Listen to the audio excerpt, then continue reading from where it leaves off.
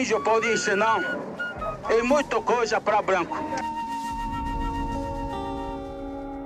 O povo indígena está de pé, está levantado contra o abuso. Tem direito a cobrar, nós direito a reclamar, nós temos direitos às nossas terras.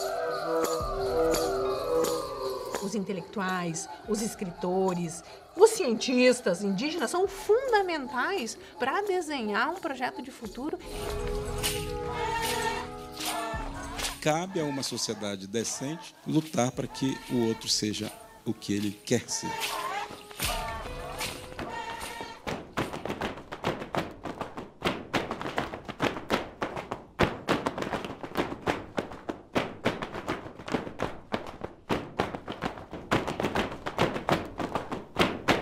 O Brasil tem hoje cerca de 300 povos indígenas. Além do português, outras 274 línguas são faladas no país. A fala de Tchai Suruí na abertura da COP26, a Conferência das Nações Unidas para o Clima, no ano passado, chamou a atenção do mundo para o papel que os povos originários têm na preservação do meio ambiente e em como são afetados pelas mudanças climáticas. Tchai é a nossa convidada hoje, porque conhecer melhor a história, a cultura, a realidade e a luta dos povos indígenas nos ajuda a entender que Brasil é este, com 200 anos de independência. My name is Tchai Suruí. I'm 1 in 24, but my people have been living in the Amazon rainforest at least 6,000 years. My father, the great chief Almi Suruí, taught me that we must listen to the stars, the moon, the wind, the animals and the trees.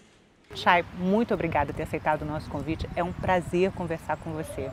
Eu queria que você começasse contando um pouco da história do seu povo. É um povo de mais de 6.000 anos. É muita história, né? Muita história para antes do contato, né? O que vocês carregam dessa história do seu povo com vocês? A gente tem 50 anos de contato, mais na verdade. O nosso contato foi em 69. Né? Mas com estudos linguísticos de uma professora da UNB, o nome dela é Sueli, a gente descobriu que essa língua que a gente fala, o Tupimondé, é uma língua originalmente brasileira, né? E que não tem em outros cantos. E que teria pelo menos 6.000 anos aqui, que a gente vive, né, lá em Rondônia, que a gente vive na Amazônia, que é a mesma época da construção, por exemplo, das pirâmides do Egito. E antes disso mesmo, né, o ensinamento dos povos indígenas é muito por via oral. E eu lembro muito do meu avô, né, dos meus avós, contando histórias para mim, por exemplo, de quando que eles falam de um rio muito grande, que a gente acredita que seja o mar. Ou seja, essa história vem de muito, muito, muito antes ainda. Também há várias né, pesquisas, por exemplo, que dizem que a gente poderia ter vindo da Austrália, há muitos anos atrás. Então é uma história que a gente ainda conta, mas a gente ainda certo não conhece, né? E que o Brasil ainda também desconhece e deveria estar mais né, interessado com isso. Porque além dessa história que a gente também carrega muitos conhecimentos tradicionais mesmo, né? Sabedorias que a gente traz sobre como plantar, sobre como, né, de como viver em harmonia com a natureza mesmo. E também né, sabedorias medicinais que nosso povo tem, que nosso povo traz. E muitas outras que não só o meu povo, mas que vários povos indígenas têm e poderiam estar sendo usadas né, para ajudar não só os povos indígenas, mas todo o Brasil. O seu povo foi contactado num 7 de setembro, né? Que a data batizou a terra indígena de vocês, né? A terra indígena 7 de setembro. O que o contato representa para você? Então, acho que não só para o meu povo, mas para todos os povos indígenas, o contato, ele nunca, por melhor que ele né, seja feito, ele sempre traz muitas mortes. A FUNAI conta que a gente era, sei lá, 800, mas o meu povo conta que nós éramos pelo menos 5.000 e que nós chegamos a 250. E a história de outros povos que estão aqui, que vieram junto comigo, junto com o movimento da juventude, que quase beiraram ao genocídio, né? Quase acabaram mesmo. Alguns desses povos, a gente só tem, por exemplo, 3 pessoas. Estão ameaçados de extinção, né? Sim. Alguns povos. Muitos desses povos. E é isso que o contato traz, é isso que o contato significa também, né? Porque não só o conflito, mas as doenças, né, que a gente não conhecia, levam muitas mortes para o nosso povo e acabam, né, acabam matando muitas pessoas mesmo. E é por isso que hoje, inclusive, que é uma luta também, foi uma luta dos povos indígenas, que hoje a política é uma política de não contato, né? Por isso que a gente tem os povos isolados, os povos indígenas em isolamento voluntário, né? E a política é que a gente não entre em contato com esses povos, né? Que eles continuem lá no isolamento deles, assim como eles querem, né? Se eles quiserem contactar, eles vão procurar. Exatamente. Quando o povo quer contato, ele faz, né? Esses povos não querem. Chay, você fundou o Movimento da Juventude Indígena em Rondônia. Você trabalha na Associação Canindé, né, que defende direitos indígenas. Você é representante de uma organização internacional que reúne guardiões de florestas de todo o mundo, né? Como é que você avalia o momento atual em relação à atenção às necessidades dos povos indígenas? Então, o que a gente está vendo ainda por parte, né, desse governo é um ataque mesmo, inclusive por via do legislativo, né? Porque a gente tem projetos como o PL 191, PL 490, né, que estão para ser votados na Câmara, que podem levar ao genocídio dos nossos povos mesmo. A gente tem no Senado, né, o licenciamento ambiental para ser votado, né? E que isso vai afetar a gente também, porque é o licenciamento ambiental que vai falar sobre os grandes empreendimentos na floresta, né? E que causam e que afetam a gente, né? E é isso que a gente está vendo, cada vez mais um ataque aos povos indígenas, né? Por todos os lados, a gente vê uma omissão, inclusive, daqueles que deveriam nos proteger, uma omissão da FUNAI, né? Além disso, a gente vê os nossos órgãos sendo enfraquecidos, né? Nossas próprias legislações ambientais sendo enfraquecidas, né? Aí você fala em municípios e estados também? Também. Por exemplo, lá no meu estado, né, a gente teve que entrar com uma ação de pedido de inconstitucionalidade, porque o próprio governador e a Assembleia Legislativa queriam acabar com 2 unidades de conservação. E a gente teve que pedir a inconstitucionalidade disso e ganhamos, né, para reaver essas 2 unidades de conservação, porque o meio ambiente vem sendo atacado.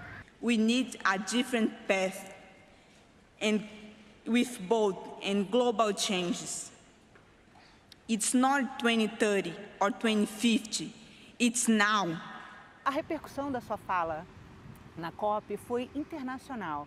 O que ela trouxe já para você em termos de retorno positivo, assim, de novos contatos, novos projetos, esperanças? A minha fala na COP, ela trouxe muitas coisas positivas nesse sentido mesmo, porque hoje é muito mais fácil a gente, né, entrar em contato com algumas pessoas. Por exemplo, aqui com o meu movimento da juventude, onde a gente trouxe pelo menos 16 povos do meu estado, né, representando pelo menos 16 povos, a gente conseguiu, por exemplo, ir no Senado, né, conversar com alguns senadores e, além disso, a gente, né, com a visibilidade, a gente consegue muito mais apoiadores, muito mais pessoas que querem se juntar à nossa causa e que querem apoiar a nossa causa também, né?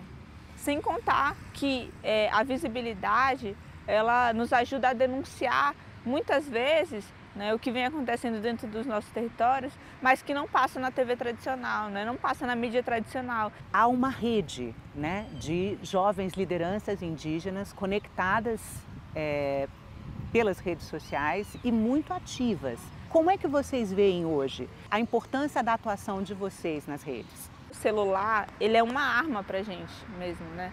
Porque muitas vezes o que as pessoas não sabem, né, porque não passa realmente na TV, porque não passa nos jornais, a gente consegue mostrar através das redes sociais. Viemos aqui na tentativa de um diálogo hoje e assim somos recebidos dentro da governadoria. Com bombas de efeito moral, spray de pimenta na cara como se fôssemos qualquer pessoa. Como se fôssemos vagabundos tentando invadir esse espaço. Um espaço que também é nosso.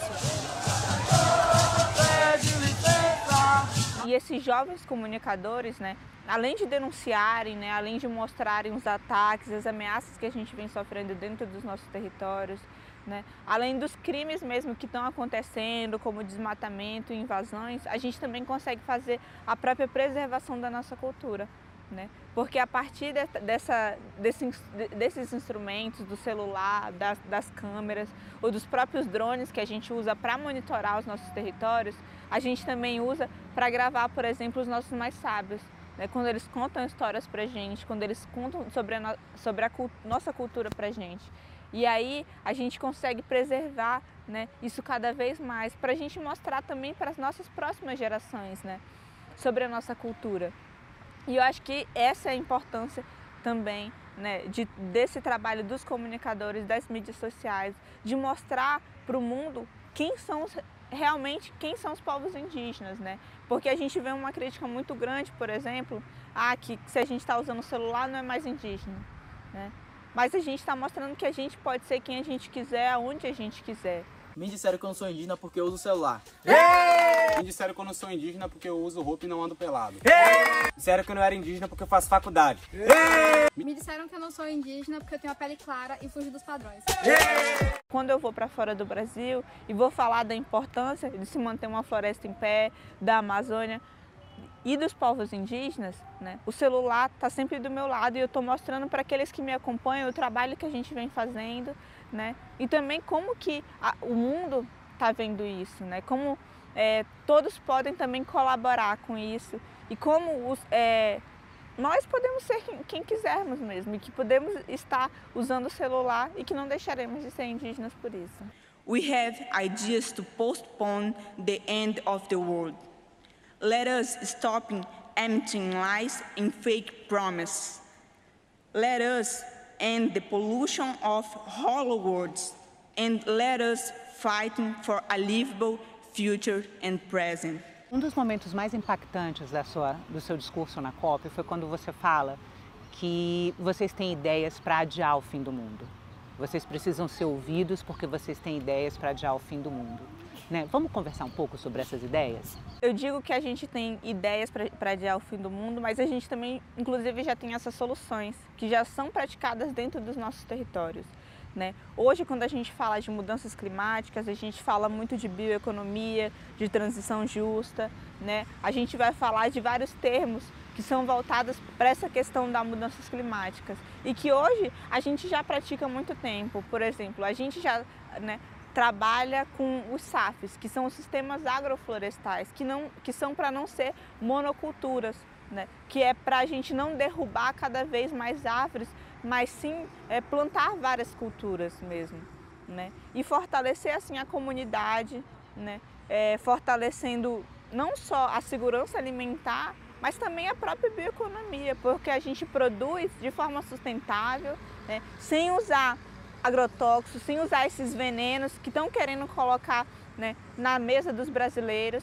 Então, tudo isso a gente vem fazendo dentro dos nossos territórios. Além disso, por exemplo, o povo Paité Suruí trabalha com reflorestamento, né, porque a gente já entendeu que a gente está num ponto que não basta só a gente proteger a floresta, mas a gente tem que devolver para ela aquilo que a gente está tirando, aquilo que a gente já tirou, né? E além disso, a gente trabalha com os nossos produtos de forma, né, pensando na bioeconomia, a gente trabalha com etnoturismo, agora mostrando, né, como as belezas que existem dentro dos nossos territórios e que valem muito mais em pé do que derrubada, né, e que são muito mais bonitas e que geram muito mais empregos.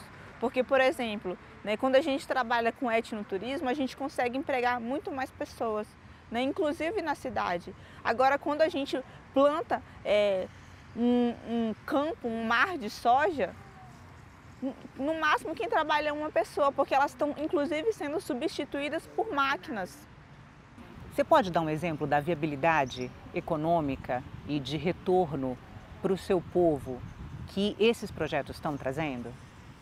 Sim, por exemplo, hoje meu povo trabalha, né, como eu falei, com a castanha, a gente trabalha com o café, que inclusive agora a gente está vendendo para uma das maiores empresas do Brasil, que é as Três Corações, né? E que a partir disso, como eu falei, a gente planta de forma sustentável, né, sem veneno, pensando também, né, na saúde, no bem-estar não só do nosso povo, mas de quem vai consumir o nosso café também, né? E a partir daí, esse dinheiro volta também para a nossa comunidade para que a gente possa investir cada vez mais, né? E para que a gente possa também fortalecer toda a nossa comunidade, né? Porque através disso a gente consegue investir em outras coisas, como por exemplo no próprio reflorestamento, que quando a gente fez o reflorestamento, a gente... Porque vocês têm um projeto de viveiro de mudas também, já bastante antigo, né? Sim, exatamente.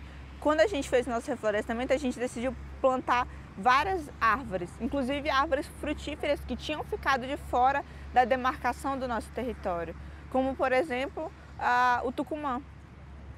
O tucumã que a gente usa para comer, que é também uma árvore que fortalece a nossa cultura, porque é através dele, por exemplo, que a gente faz os nossos artesanatos, né? E que fortalece também, por exemplo, as mulheres também, que são quem fazem esse artesanato, que são quem alimentam as suas famílias. Essa soma de projetos, ela paga as contas? O recurso que a gente ganha com isso, o recurso que a gente, né, muitas vezes recebe para executar esses projetos são muito pequenos em relação a todo o trabalho que a gente está fazendo.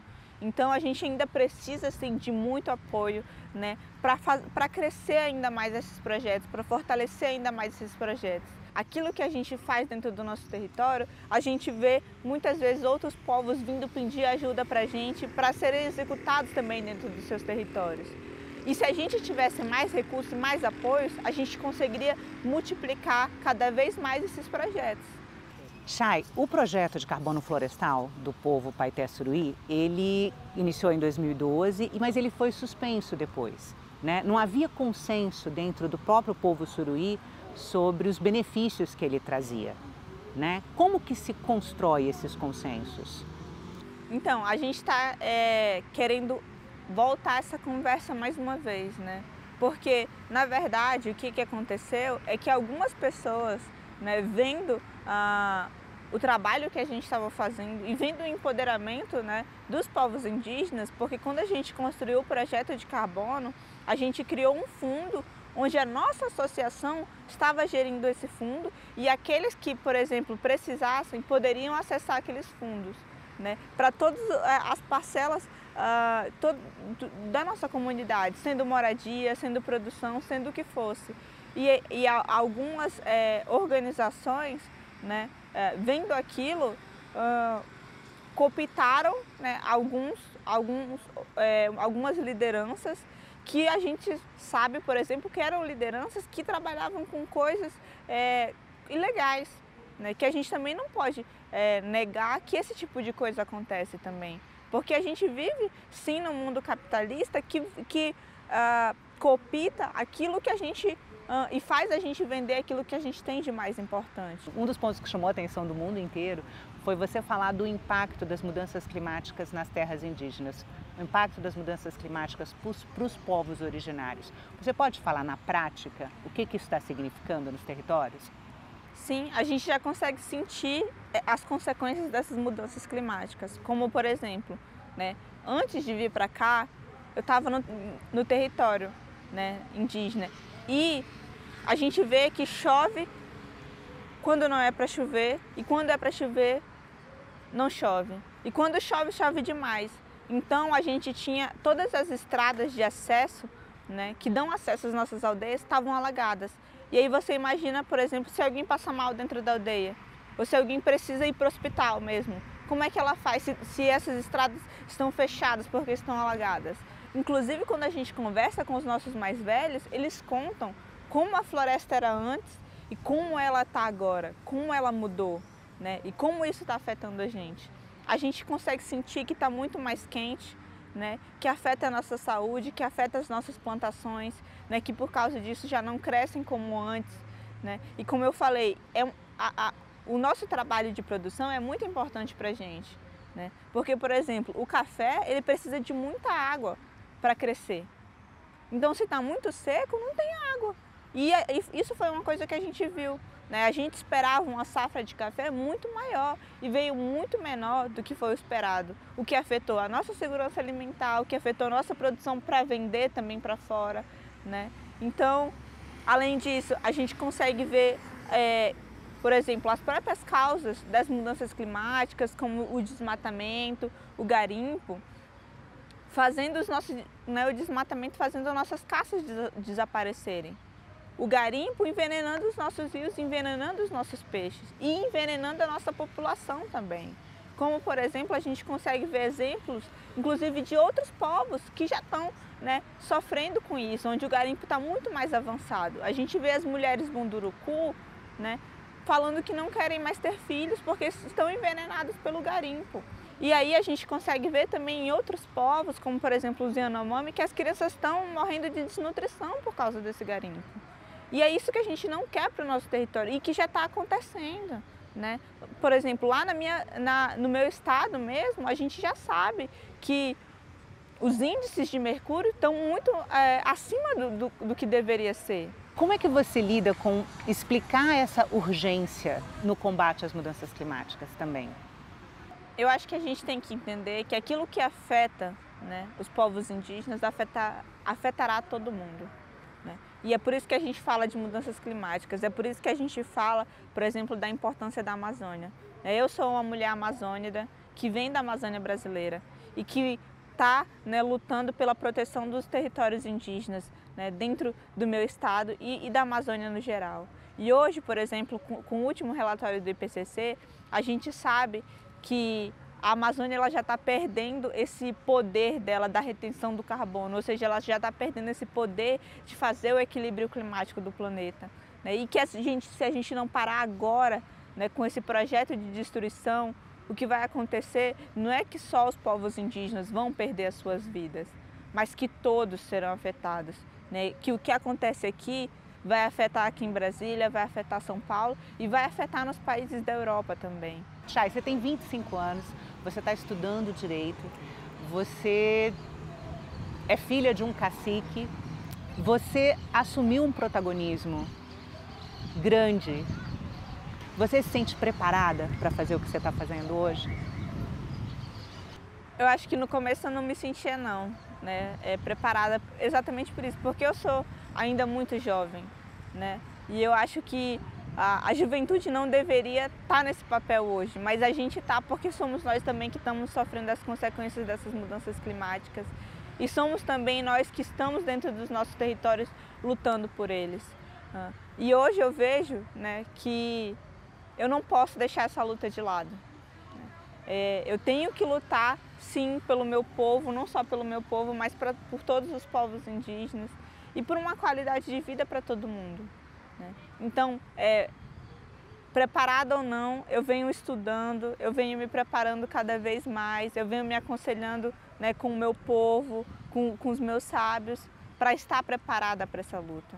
Chay, muito obrigada pela entrevista, foi um prazer conversar com você. Prazer foi meu, obrigada, gente.